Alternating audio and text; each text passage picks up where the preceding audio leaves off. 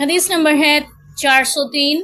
حضرت انس رضی اللہ عنہ سے روایت ہے، فرماتے ہیں آپ صلی اللہ علیہ وسلم نے فرمایا جب کھانا آگے رکھ دیا جائے تو مغرب کی نماز پڑھنے سے پہلے کھانا کھا لو اور کھانے کو چھوڑ کر نماز میں اجلت نہ کرو۔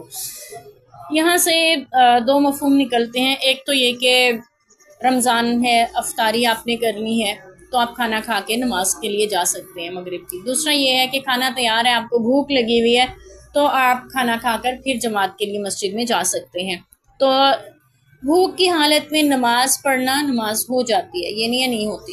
ہمارے یہاں اکثر یہ مشہور ہے کہ کھانا ہے، بھوک لگی ہے تو نماز نہیں ہوتی۔ یہ اس حدیث کا مفہوم نہیں ہے۔ اس حدیث کا مفہوم یہ ہے کھانا سامنے ہے، آپ کو بھوک بھی ہے اور نماز کا وقت بھی ہے تو پھر آپ پہلے کھانا کھا لیں، بعد میں نماز ادا کریں۔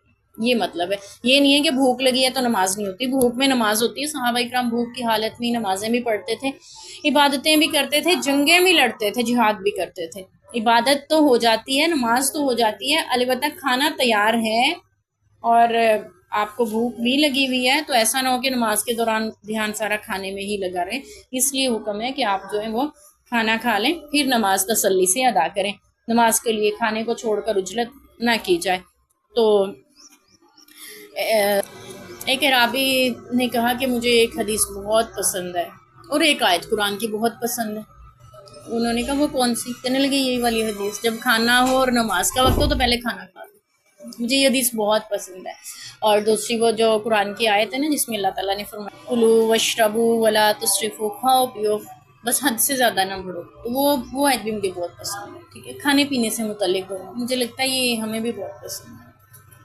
ہمیں بھی لگتا ہے کہ جو جس میں ہمارے کھانے پینے کو ملتا رہے نا، بس وہ چیزیں ہونی چاہیے۔ تو کھانے پینے کے ساتھ نماز کا بھی ذکر ہے۔ جس رب نے کھانا اور پینا اور سب کچھ دیا نا، اس کی بندگی کا بھی ذکر ہے۔